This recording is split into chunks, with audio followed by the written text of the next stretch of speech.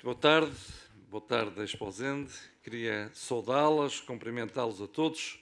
Permitam-me que comece por cumprimentar o Sr. Secretário de Estado das Finanças, o Dr.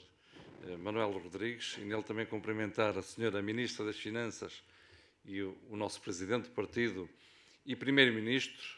Um cumprimento ao Sr. Presidente da Câmara Municipal de Esposende, um grande autarca, um autarca competente, um autarca conhecedor, um autarca que gere com rigor, mas antes de tudo isso, algo que é extremamente importante, um autarca com coração, um homem bom, e isto é também importante em quem exerce o poder, é extremamente importante nos momentos mais difíceis, e ao saudá-lo, saúdo também todos os excelentes autarcas que temos no nosso distrito, e quando falo de autarcas, falo dos presidentes de Câmara e também dos nossos membros das Assembleias Municipais, dos nossos presidentes de Junta. Saudar todos os nossos deputados, saudar de uma forma também especial a juventude, o seu presidente da Distrital, da Juventude Social-Democrata. Dizer-lhes que os ministros também apanham gripe, ainda que sejam aqui do Minho, e, portanto, ainda que sejam homens rijos e com origens aqui. É que o Jorge Moreira da Silva está com gripe e, portanto, não pode estar aqui connosco. Não faltarão momentos para ele aqui estar.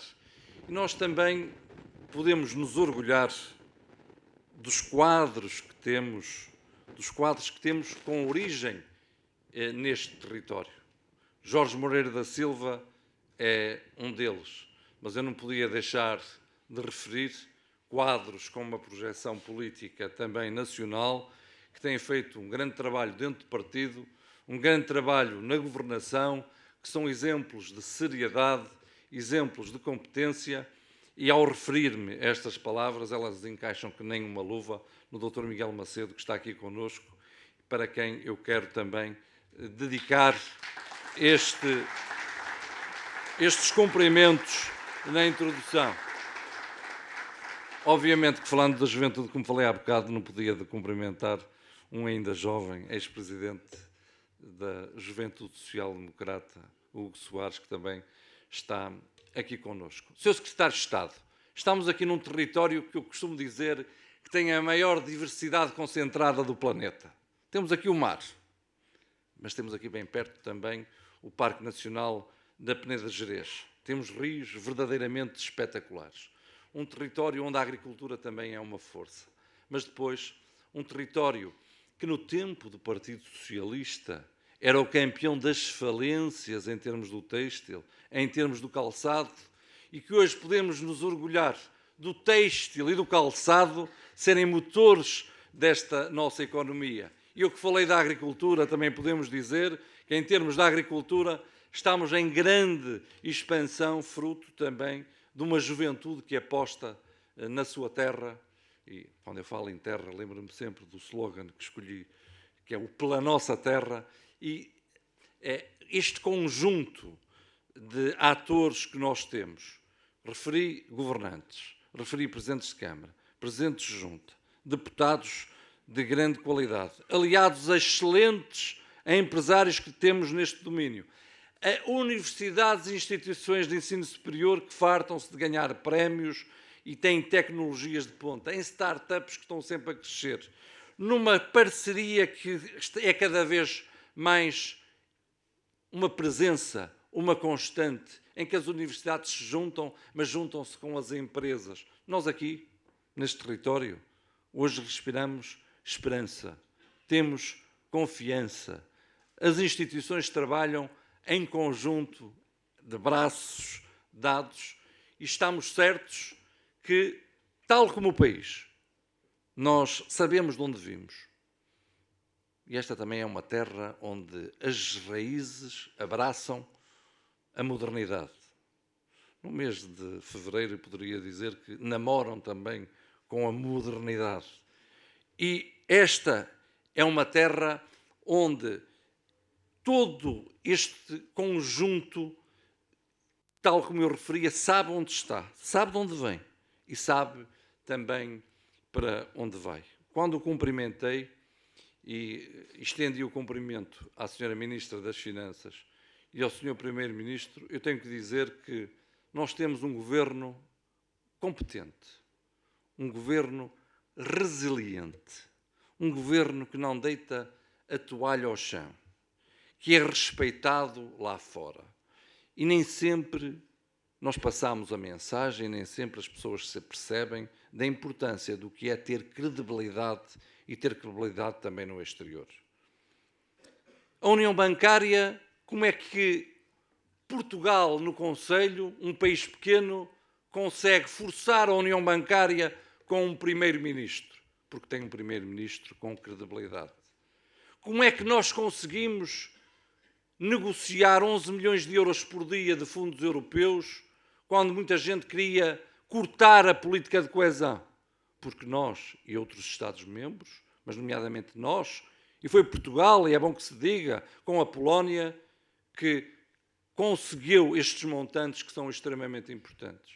E nós, que herdamos uma situação de bancarrota, onde os juros estavam a cerca de 5% e hoje estão a pouco mais de 2%, como é que nós conseguimos reduzir estes juros? Porque temos credibilidade. E esta credibilidade significa dinheiro a entrar, mas esta credibilidade também significa dinheiro a não sair dos bolsos dos portugueses. Porque esta renegociação, quer nas maturidades, quer nas taxas de juro, são milhões de euros por ano que os portugueses deixam de pagar. E eu estou convencido que nesta União Europeia não pode haver uma inversão de valores. O mérito tem que valer a pena. O rigor tem que valer a pena. Ser sério tem de compensar. Cumprir os compromissos tem de ser algo que é normal. E, portanto, eu estou absolutamente convencido que Portugal, tal como já tem tido a sua recompensa, deverá continuar neste caminho, que é um caminho que atordoa os socialistas, que os põe desesperados. Porque aquilo que os socialistas estavam à espera é que neste momento nós andássemos de chapéu na mão pela Europa. O que os socialistas estavam à espera é que neste momento nós estivéssemos com um novo resgate. Nós fôssemos uma nova Grécia. O que os socialistas estavam à espera, e por isso não se quiseram implicar, eles que tiveram responsabilidades em chamar a Troika, era que o desemprego estivesse sempre a aumentar, é que não houvesse crescimento, é que estivéssemos numa espiral recessiva. Todos sabemos que o desemprego diminuiu. E diminuiu porque foram criados postos de trabalho, que as exportações têm aumentado, que já fazemos empréstimos a 30 anos com taxas de juro que há bem pouco tempo eram impensáveis. Todos sabemos que a nossa balança comercial está equilibrada, que o déficit já não acontecia há 40 anos, e 40 anos desde a democracia. E por isso os socialistas, tão desesperados que estão, ora falam em coligações à esquerda, ora falam em Bloco Central, ora elogiam o Syriza, ora dizem que não são o PASOK. Mas se eles não são o PASOK, eles têm muito receio que lhes aconteça o que aconteceu ao PASOK, fruto do seu percurso titubeante, fruto também do bluff que eles são. Porque até admito que pudéssemos estar melhor se tivéssemos tido o empenho e o compromisso de quem nos pôs nesta situação difícil, se tivéssemos tido o empenho do Partido Socialista para as reformas que precisávamos. E agora também se veio a saber que, afinal de contas, todo o esforço que fizemos, 2/3 foi do lado da despesa e só 1/3 foi do lado da receita, o que significa que também aí se cumpriu. É verdadeiramente notável que este trabalho difícil, que tem como mérito um governo, mas tem como atores as empresas, as famílias e, sobretudo, é importante que se diga e se insista e se mostre que este governo foi um governo social-democrata. Porque a ambição que a União Europeia tem, em termos das metas e daquilo que considera a pobreza, às vezes, em termos estatísticos, até nos pode prejudicar. A definição que nós damos na União Europeia do que é ser pobre é todo aquele que tem menos de 60% do rendimento médio nacional. Eu costumo dar um exemplo. Se nós tivéssemos um Estado-membro em que o rendimento médio nacional fosse 10 mil euros por pessoa, todo aquele que ganhasse 5 mil euros estava em situação de pobreza. Porquê? Porque estava abaixo dos 60%. Porque nós temos um objetivo que é um objetivo ambicioso. Mas em Portugal, as reformas que o Partido Socialista tinha congelado para os mais pobres, as reformas rurais, foram aquelas que nós aumentamos. As reformas mais elevadas foram aquelas que agora continuam penalizadas e as mais baixas, são aquelas que estão a ser devolvidas. O salário mínimo, esse também foi aumentado. É evidente que não se pode alinhar naquilo que é uma deriva populista, tipo aquela que se está a passar na Grécia e que a todos nos deve preocupar. Uma Grécia onde um partido tipo Bloco de Esquerda, com uma amálgama de partidos de extrema esquerda, coliga-se imediatamente após as eleições com a extrema-direita e vem anunciar que vai à Hollande, tipo Hollande. É um Hollande, é um déjà vu. Vem anunciar mais funcionários públicos. Vem anunciar o aumento das pensões. Mas não diz onde é que vai buscar o dinheiro. Ou melhor, tem uma concepção da solidariedade de sentido único. Nós gastamos, os outros que paguem. Isto é perigosíssimo em termos dos nacionalismos que já existem na União Europeia e é algo que é inadmissível e não é por acaso que grandes entusiastas do Syriza são partidos de extrema-direita, como, por exemplo, o partido da senhora Marine Le Pen. É evidente que nós queremos continuar a ser solidários com a Grécia. É evidente que nós queremos que a Grécia continue no euro. Quando eu digo que queremos continuar a ser solidários, significa que nós temos sido solidários e muito. No primeiro empréstimo bilateral, Portugal, já em situação de dificuldades, emprestou 1.100 milhões de euros à Grécia. A Grécia, que só em 2022 é que vai pagar juros, porque, entretanto, há um período de 10 anos de carência. A Grécia que já teve um perdão.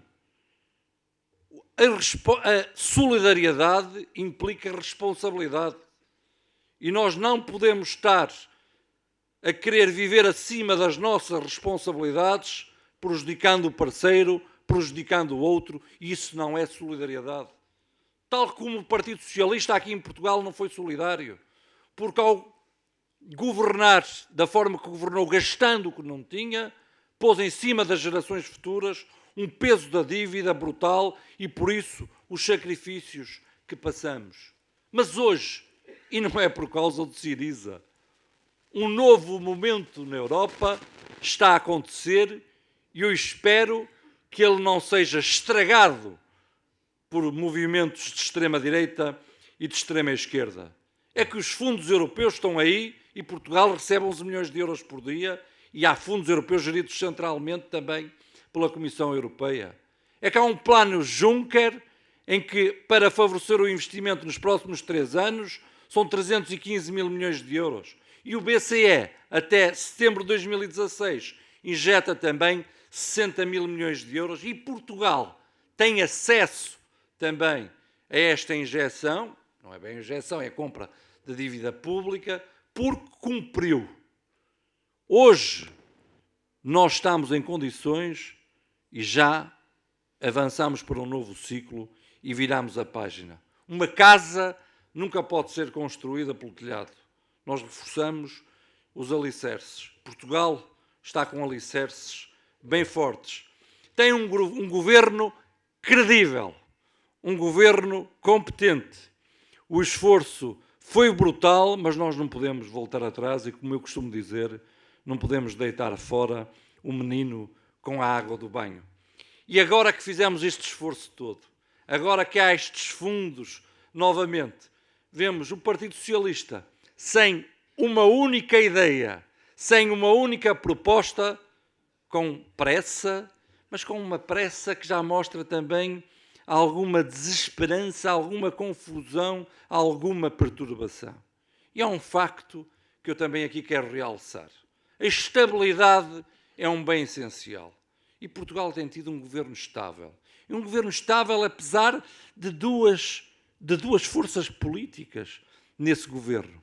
E se olharmos para o outro partido que quer ser poder, ele, sendo só um partido, foi bem mais instável neste período de tempo, denota bem mais sinais de perturbação do que propriamente um governo que teve dois partidos que cumpriram a sua missão, uma missão da qual nós nos podemos orgulhar e também nos podemos orgulhar, porque nós fomos participantes, porque nós demos a volta, porque aqueles que hoje tanto falam de soberania esquecem-se de dizer que nós, como eu repito e já referi, hoje não andamos de chapéu na mão na União Europeia, temos voz na União Europeia, temos credibilidade.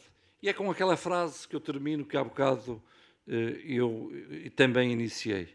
Sabemos de onde vimos, sabemos onde estamos e também sabemos para onde vamos, porque sabemos aquilo que queremos e temos excelentes quadros para construir um país, cada um dos nossos concelhos, onde esta frase que aqui está, crescimento e emprego, é uma frase que estará bem presente, já agora com 3 Es que serão a prioridade do Orçamento de 2016 e que foram um compromisso meu de campanha aqui nas eleições para o Parlamento Europeu e que me dá prazer que esse compromisso de meu de campanha seja agora traduzido para o Orçamento de 2016 da União Europeia com emprego, empresas e empreendedorismo. Viva Esposende, viva o Partido Social Democrata, viva Portugal!